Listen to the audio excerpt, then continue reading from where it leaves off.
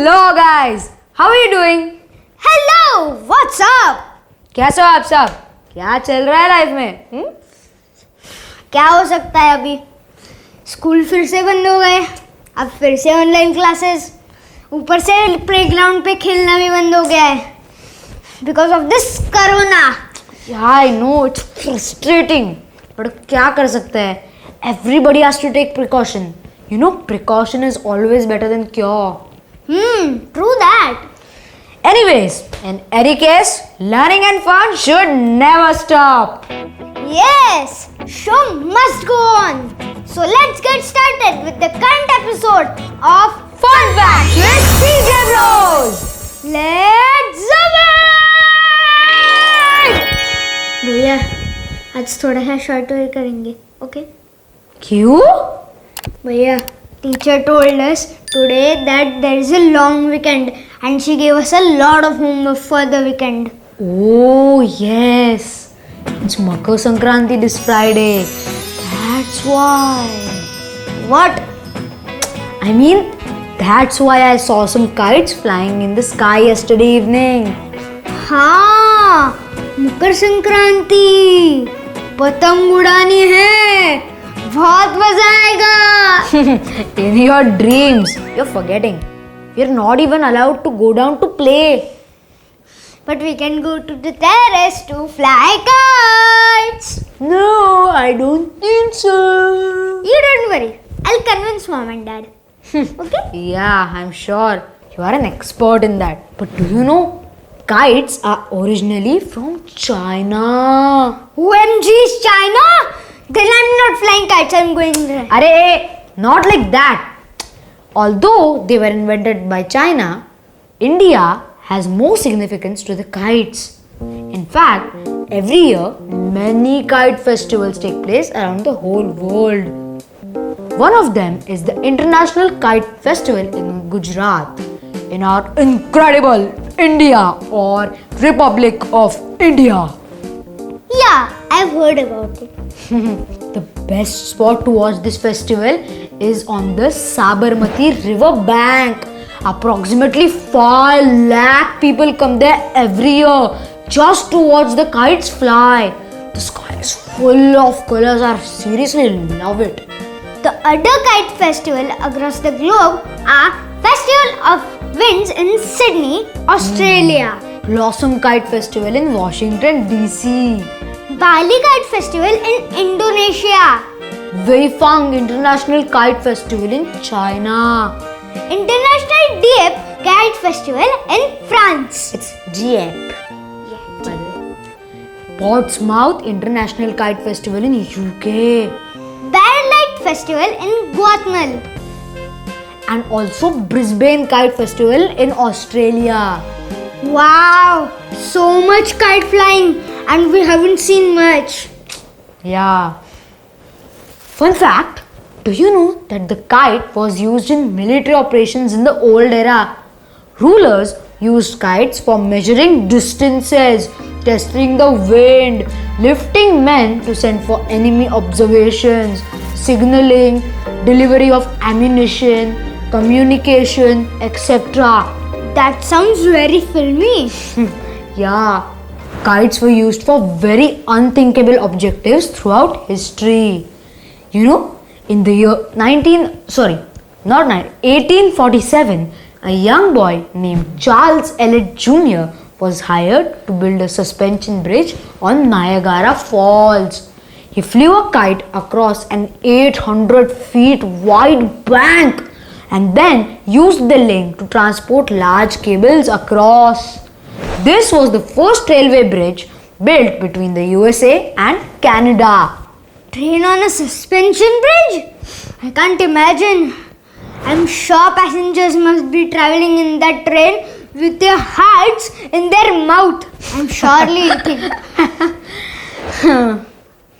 Do you know, in the year 1752, Benjamin Franklin, an American scientist, used the kite to prove that lightning is electricity. He used a kite to collect some electric charge from a storm cloud. Can you imagine? You mean he flew the kite straight to the clouds? Yes, that was really risky. But Franklin's electrical experiment has led to the invention of the lightning rod. Lightning rod? You mean a rod which creates lightning?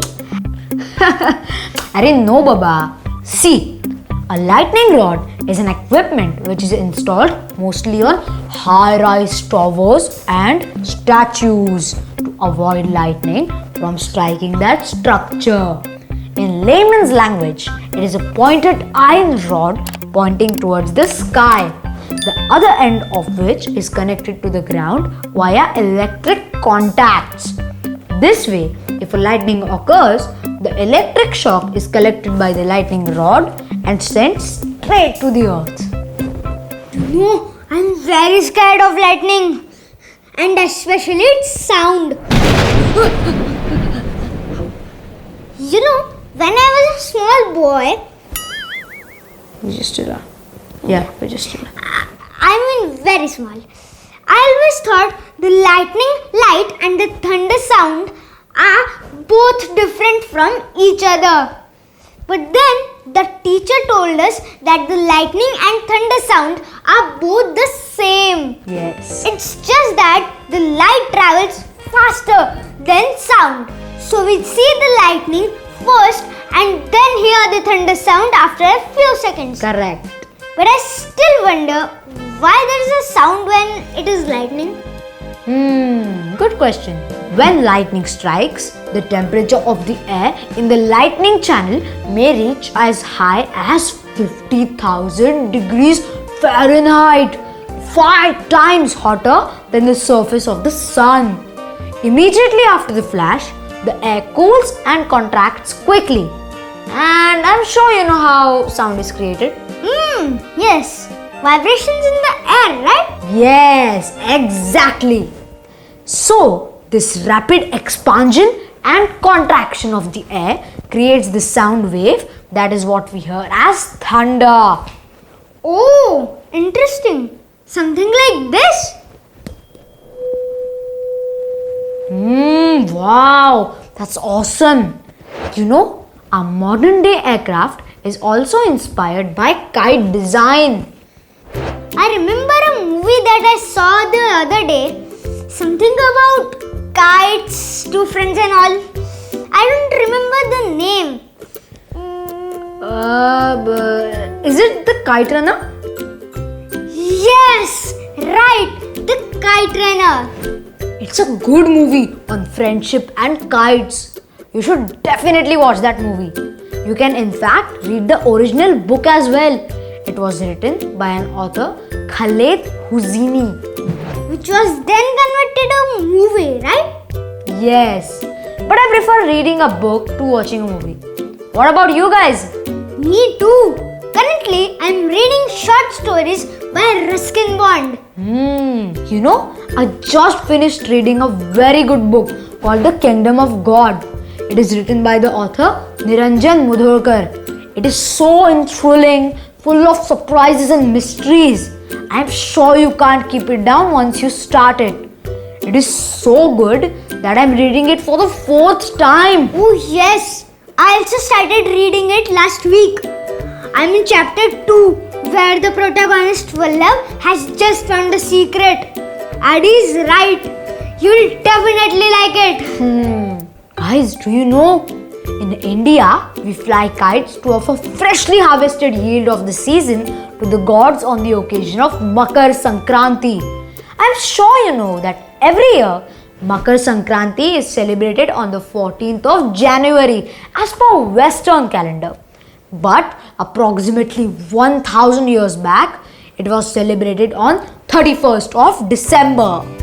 Okay. In the southern state of Tamil Nadu, the festival is celebrated as Pongal. Punjab calls it Lohri, while in Gujarat, Makar Sankranti is known as Uttarayan. Makar Sankranti in Assam is known as Bhogali Bihu and Magh Bihu, and in Bihar, Til Sankranti. Almost every Indian state celebrates the festival with different names. Oh, I didn't know that. As per our Indian culture, Makar Sankranti actually marks the start of the harvest season, and that is linked to the movement of sun from south to north. Oh, that's called Uttarayan, right? Yes, exactly. That's what Gujaratis call this festival as well. Uttarayan, beginning of the sun's movement from south to north. But as we all know that Uttarayan starts on 21st of December every year. So then we should celebrate Makar Sankranti on 21st December, right? Yes, you got my point. Do you know, in 272 AD, Makar Sankranti was actually celebrated on December 21st. So back then, if you called Makar Sankranti Uttarayan, then it was correct. But in 1000 AD, Makar Sankranti was on December 31st, and now it falls on January 14. So as per 272 AD, Makar Sankranti marks the beginning of Uttarayan. But for the current time, if you ask me, Uttarayan and Makar Sankranti are apart from each other by approximately 24 days. After 9,000 years from now, Makar Sankranti will fall in the month of June. I guess by then we'll surely stop calling or linking Makar Sankranti to Uttarayan. But why is there a difference in date of Makar Sankranti over the years? That is because of the axial precession of our Mother Earth. OMG! Now what is this axial precession? That is a topic for a whole new video actually. But at least tell in short, no? Okay. I'm sure you know how the earth rotates around the sun. Yeah, like this. Suppose this is the sun. Like this. And like this. But right now, your axis of rotation is exactly vertical. But in this case of our Mother Earth, it's a little tilted. This tilt keeps changing its orientation. Suppose it is pointing this direction today. Then it will keep changing direction, and after a whole 26,000 years, it will again point in the same direction as today. This is too much to digest in one episode. But I would love to know more about this axial press, whatever it is. It's axial precession. We will learn about this in a detailed video. Okay guys? आज के लिए बस इतना ही. पर next time थोड़े और interesting facts लेके आएंगे. If you really like this video, then press that like button and share it with your friends and family. And press that subscribe button. It's completely free. And don't forget to click on the bell icon For more fun videos. Bye bye. Wait.